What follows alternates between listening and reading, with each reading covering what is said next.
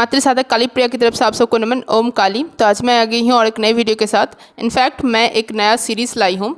ये series based है तंत्र के इतिहास पे और तंत्र क्या है, उसका मूल ज्ञान क्या है, उस पे लाई हूँ। तो इस सीरीज़ का पहला वीडियो है। ये वीडियो शुरू करूँ उसके पहले आप सबसे निवेदन है, अगर आपको मेरा वीडियो अच्छा लगे, ज्ञानवर्धक लगे, उपयोगी लगे तो आप लाइक, कमेंट, शेयर, सब्सक्राइब कर सकते हैं। देवी की सब पे असीम कृपा रहे। ओम काली। तो चलिए शुरू करते हैं। प्राचीन काल में तंत्र को जो भी सम्मानित स्थान भारत में रहा हो, पर 17वीं शताब्दी के बाद से इसका जो इम्पोर्टेंस है बहुत ही घटता गया और लोगों की नज़रों में ये एक गिरी हुई विद्या हो गई। इसको तो लोग ढोंग, आडंबर या फिर लोगों को मूर्ख बनाने वाली विद्या के रूप में इसको बहुत बदनामी मिली। फिर 18th सेंचुरी के अंत तक लोगों की ये घृणा का विषय बन चुका था। देन अंग्रेजी सभ्यता से जो पीड़ित 19th सेंचुरी के लगभग 50 इयर्स तक तो तंत्र मंत्र को अत्यंत हीन और ढोंग माना गया। लोग ईश्वर शिक्षा पाने के बाद भी ध्यान नहीं देते थे।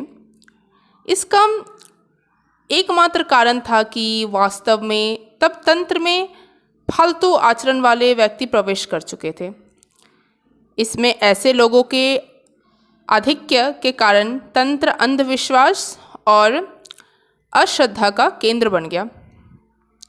वैसे तंत्र साहित्य और तंत्र का जन्म भारत में बहुत प्राचीन है। इसके उद्गाता स्वयं भगवान शंकर माने जाते हैं। अनाड़ियों के अकुशल हाथों में पड़कर यह तंत्र विद्या बदनाम हो गया है। इसका तो वास्तविक जो स्वरूप है वो तो खत्म ही हो चुका है। लेकिन जब वेस्टर्नर्स, पश्चिमी लोग जब इस पे इन्वेस्टिगेशन करने लगे, किस पे, ध्वनियों पे और अंतर्मन की शक्तियों पे, तो उन लोगों का आकर्षण तंत्र विद्या की ओर भी गया और तब उन्होंने तंत्र मंत्र और यंत्र के अनेक विधानों और क्रियाओं पर शोध किया और उसको अल्टीमेटली साइंटिफिक माना। दो इसमें कंट्रोवर्सी है, बहुत लोग मानते हैं, बहुत लोग नहीं भी मानते हैं। अनेक चमत्कारिक और मिस्टीरियस शक्तियों का अस्तित्व को स्वीकार किया। माँ आनंदमयी, महापोध्याय गोपीनाथ कविराज, महर्षि अरविंद आदि ने इसे प्रमाणित किया। अवधूत राम ने औघड़ संत बाबा कीनाराम की विद्या को आगे बढ़ाया। इस प्रकार विज्ञान की सहमति के आधार पर तंत्र को अब जो एजुकेटेड एंड एलाइट वर्ग है उनके द्वारा भी मान्यता मिलने लगी है। फिर भी इस विद्या के साथ खिलवाड़ करने वालों की संख्या अधिक रही है। इसी कारण तंत्र आज भी सम्मानित स्थान प्राप्त नहीं कर सका है। हाँ, इतना परिवर्तन अवश्य आया है कि लोग इस विद्या का अब महत्व स्वीकार करने लगे हैं और यह धारणा बन गई है कि यह विद्या है तो जरूर, यानी कि इसका अस्तित्व है, ये कोई फालतू बेकार चीज़ नहीं है, पर इसकी सही साधना कितनों को पता है, और पता भी है तो उनका ठीक से उपयोग करने वाले कितने हैं और कहाँ हैं। अधिकांश लोगों ने कुछ भी अधकचरा ज्ञान प्राप्त कर इसे व्यवसाय का रूप दे रखा है। आडंबर, डिंगे हाँकना उनका मुख्य साधन है। विज्ञापनबाजी कर झूठे तर्क से और फालतू के जो सर्टिफिकेट्स होते हैं, प्रमाण पत्र, उसको प्राप्त करके अनेक प्रकार की उपाधियां धारण कर लेते हैं। तंत्र का बाप घोषित कर देते हैं, जैसे उन्होंने ही तंत्र को जन्म दिया है, भगवान शंकर ने नहीं। फिर तंत्र के नाम पर इनके चारित्रिक पतन की जो सत्य घटनाएं सामने आ रही है, उससे अल्टीमेटली क्या हो रहा है, उससे अल्टीमेटली तंत्र ही बदनाम हो रहा है। तांत्रिकों की प्रतिष्ठा गिर सी गई है, उनको साधक ना मान के ढोंगी माना जा रहा है।